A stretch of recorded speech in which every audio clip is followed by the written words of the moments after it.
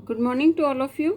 और आज चलिए अपने टॉपिक को आगे करते हैं। तो हम सिंधु घाटी सभ्यता पढ़ रहे थे, उसकी आज पढ़ेंगे विशिष्ट इमारतें।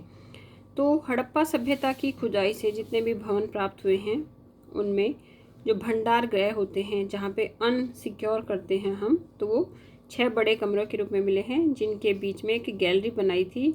और इन कोष्ठागारों के दक्षिण की ओर अनेक गोलाकार चबूतरे बने हुए थे। प्रत्येक चबूतरे का व्यास जो है वो 11 फीट था और इनके बीच में एक छेद था जो कि संभवतः अनाज पीसने के काम आता था।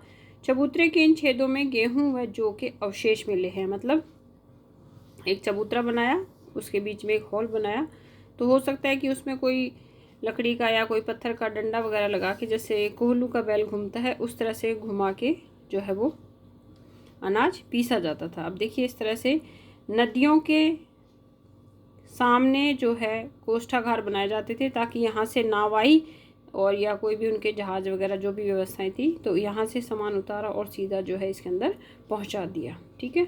दूसरा प्रमुख इमारत जो थी वहाँ की वो थी विशाल स्नानागार, मोहनजोदड़ो। अब देखिए जो विशाल स्नानागार मिला है वो कहाँ से प्राप्त हुआ है, मेन चीज़ ये है, तो वो मिला है मोहनजोदड़ो से, जो कि 29 फीट लंबा, 23 फीट चौड़ा व 8 फीट गहरा है।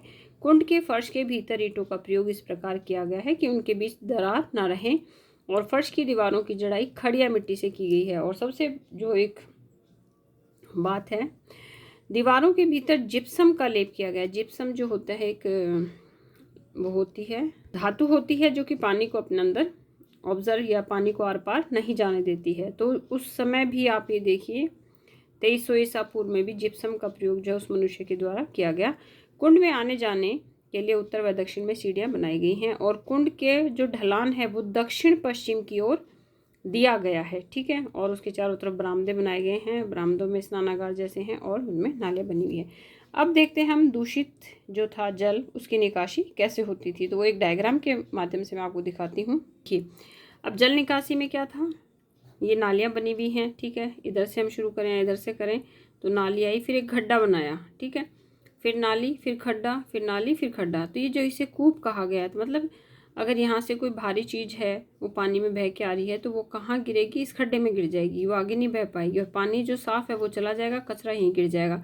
अगर थोड़ा बहुत कुछ रह गया है तो अगले कूप में गिर जाएगा, फिर रह गया है। तो इस तरह से पूरी व्यवस्था ही जो है पूरी नगर की वो इस तरह से की गई थी, तो नालियाँ जो है वो साफ़ सुंदर बनी रहती थी। अब देखते हैं सिंधु घाटी सभ्यता के लोगों के धार्मिक विश्वास। तो हड़प्पा सभ्यता से जो भी अवशेष प्राप्त हुए हैं उनके आधार पर हम कह सकते हैं कि यहाँ पे मातृ देवी, लिंग, योनि, वृक्ष, जल आदि की पूजा की जाती थी और सबसे ज़्यादा जो पूजा है वो मातृ देवी की जाती थी। मार्शल ने मातृ देवी को ही पृथ्वी देवी कहा है। मूर्ति पूजा का प्रारंभ भी लगभग सिंधु सभ्यता से ही माना जाता है और जो मूर्तियाँ मिली हैं उन्हें वो प्राय नग्न अवस्था या अर्धनग्न रूप में मिली हैं। मूर्ति के कमर में फटका, गले में गुलबंद या हार जिसको हम बोल सकते हैं, कानों में कर्णफूल व हाथों में चूड़ियाँ अंकित की गई हैं। और कुछ मूर्तियों में महिलाएं जो हैं वो शिशुओं को स्तनपान कराते हुए भी मिली हैं। और मोहनजोदड़ो से एक मोहर प्राप्त हुई है जिसमें एक पुरुष ध्यान की मुद्रा में है, जिसके सिर पर 3 सींग हैं। इसके बाईं ओर गैंडा भैंसा बैठे हैं तथा दाहिनी ओर एक हाथी व चीता बना हुआ है। देखिए ये डायग्राम मैंने बना रखा है इस तरह से। तो ये बैठा है, हाथी और चीता है, इधर हिरण है, इधर गैंडा और भैंसा है। तो आप इस मूर्ति से समझ सकते हैं। अब आगे देखते हैं कि हड़प्पा सभ्यता से कौन कौन से चिन्ह मिले हैं। तो देखिए वहाँ से स्वस्तिक का चिन्ह है जो कि हम शुभ लाभ के लिए बनाते हैं, सूर्य भगवान का चिन्ह है और एक तारे का चिन्ह मिला है। प्रजनन शक्ति की पूजा। सिंधु घाटी सभ्यता के जो लोग हैं वो प्रजनन शक्ति की पूजा करते थे।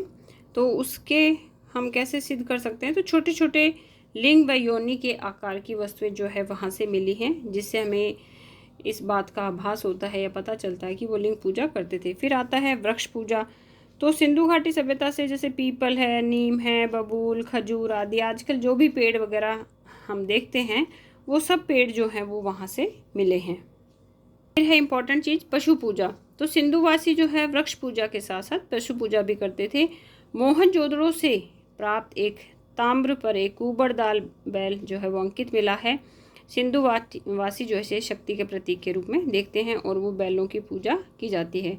कई जगह पर बैलों की तरह ही भैंसों की पूजा भी की जाती थी। लेकिन एक इम्पॉर्टेंट फैक्ट है कि गाय की पूजा हड़प्पा सभ्यता से मतलब वो करते थे या नहीं करते थे, इस तरह का कोई अवशेष जो है वो नहीं मिला है। देखिए बैल की वो पूजा कर रहे हैं तो क्या परिस्थितियाँ रही होगी, क्या होगा कि गौ माता की जो है वो पूजा नहीं करते थे, इस बात का कोई अवशेष हमें नहीं मिला है कि हर धार्मिक अगर हम बात करते हैं तो हम मंदिरों में भागे भागे जाते हैं, लेकिन सिंधु घाटी सभ्यता में भी अगर हम मंदिर की बात करें तो इस तरह की वहाँ पे कोई भी व्यवस्था नहीं मिली है कि भाई ये मंदिर है और यहाँ पे पब्लिक आती होगी और पूजा करती होगी। वो सिर्फ प्रतीक चिन्हों की जो है वो लोग पूजा करते थे। नेक्स्ट है मृतक संस्कार। ठीक है, अभी मरने के बाद जो हमारा रिचुअल होता है कौन कौन सा, तो उन्हीं में से एक जो हमारा संस्कार है, मृतक मरने के बाद जो संस्कार किया जाता है, तो उसमें भी वहाँ पे 3 व्यवस्थाएं थी, पूर्ण समाधि, आंशिक समाधि और अग्नि समाधि। पूर्ण समाधि के अंतर्गत मृत व्यक्ति व उसके पसंद की जो भी चीज़ें होती थी उसके साथ उसको ज़मीन में गाड़ दिया जाता था। इस प्रकार के 30 अस्थि पंजर जो हैं वो अभी तक मिले हैं। फिर है आंशिक समाधि।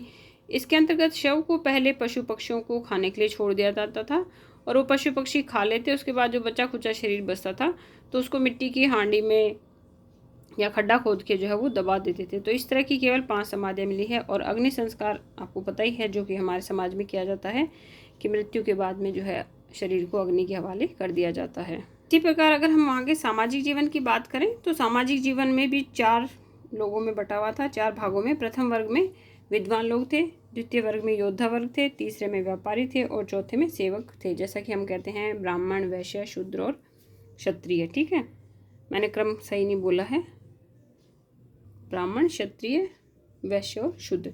तो ये है आज का हमारा सिंधु घाटी सभ्यता का टॉपिक। इसमें थोड़ा सा और रह गया है तो आप लोग इसके नोट्स बनाएं और प्रॉपर स्टडी करें। अगर कुछ चीज़ें समझ में नहीं आती हैं तो आप मुझे कमेंट कर सकते हैं। जैसे ही समय होगा तो मैं आप लोगों का जवाब ज़रूर दूंगी। मेरी वीडियो देखने के लिए आप सभी का धन्यवाद।